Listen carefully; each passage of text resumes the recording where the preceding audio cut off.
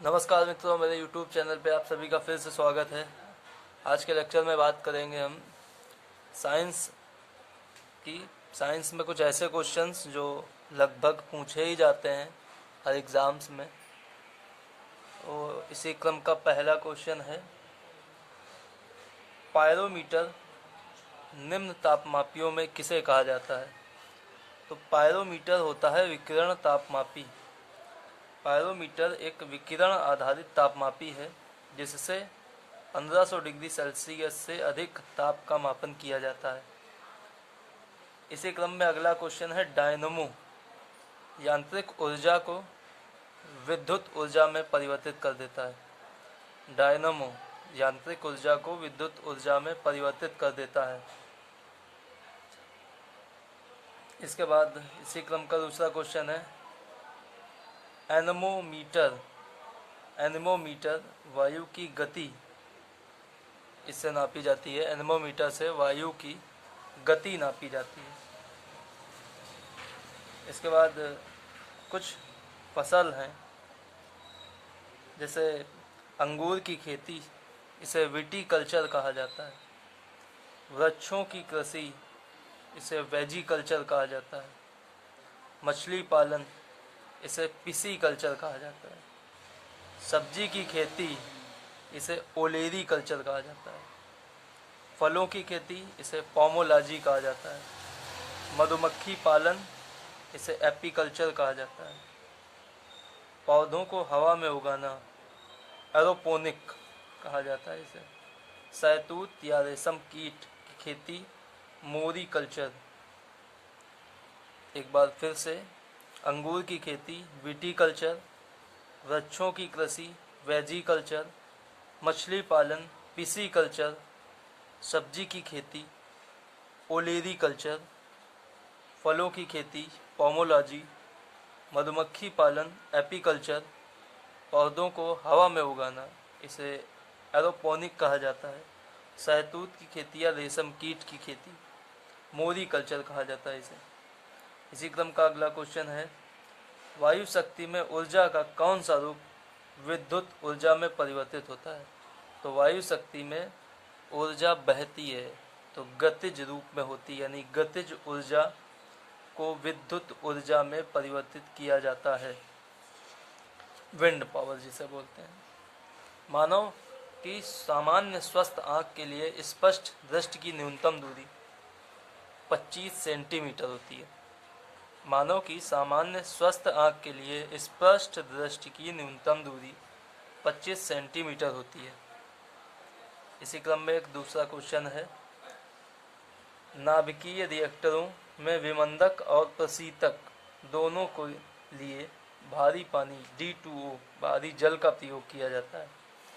यानी न्यूक्लियर जो रिएक्टर होते हैं उनमें विमंदक और प्रशीतक के लिए भारी पानी D2O का प्रयोग किया जाता है। ग्रेफाइट की छड़ें भी विमंदक के लिए प्रयोग की जाती हैं। भारी जल इसी को हैवी वाटर भी बोलते हैं। इसी क्रम में एक दूसरा क्वेश्चन है, बिग बैंग सिद्धांत ब्रह्मांड के उद्भव की व्याख्या करता है।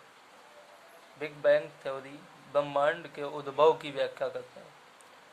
इसी क्रम में दूसरा क्वेश्चन है, प्रकाश वोल्टीय सेल सौर सेल होते हैं। प्रकाश वोल्टीय सेल सौर सेल होते हैं। जीन के भीतर अनुक्रम आधार परिवर्तन उत्परिवर्तन कहलाता है। जीन के भीतर उत्क्रम आधारित परिवर्तन उत्परिवर्तन कहलाता है। जीन के भीतर अनुक्रम आधारित परिवर्तन उत्परिवर्तन कहलाता है। उत्परिवर्तन की प्रक्रिया से डीएनए में सतत रूप से परिवर्तन होते हैं। इसके बाद एक कैफीन क्षारक होता है। ये चाय और कॉफ़ी दोनों में उपस्थित होता है। कैफीन क्षारक चाय और कॉफ़ी दोनों में उपस्थित होता है।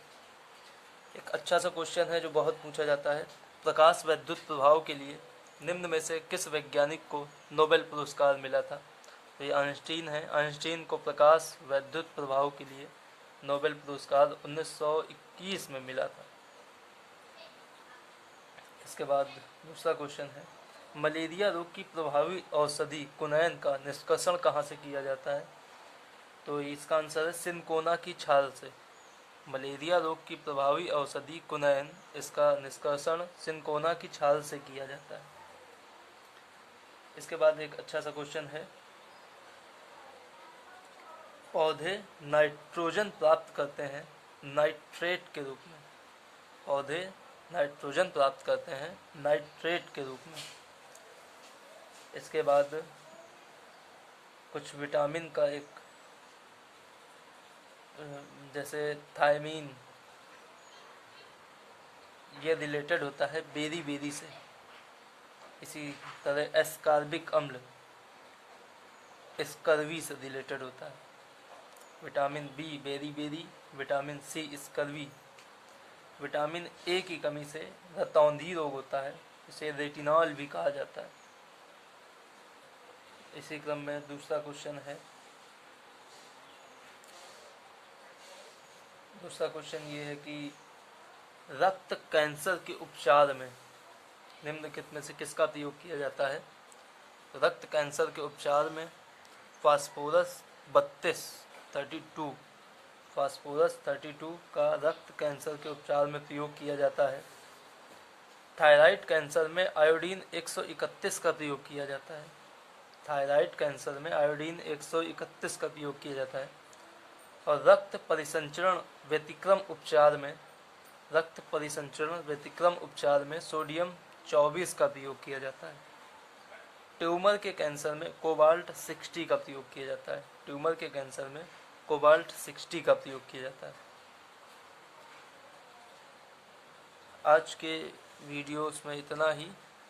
अन्य वीडियोस में फिर साइंस के कुछ अच्छे खबरों के साथ हाजिर होंगे, अच्छे क्वेश्चंस के साथ हाजिर होंगे। धन्यवाद।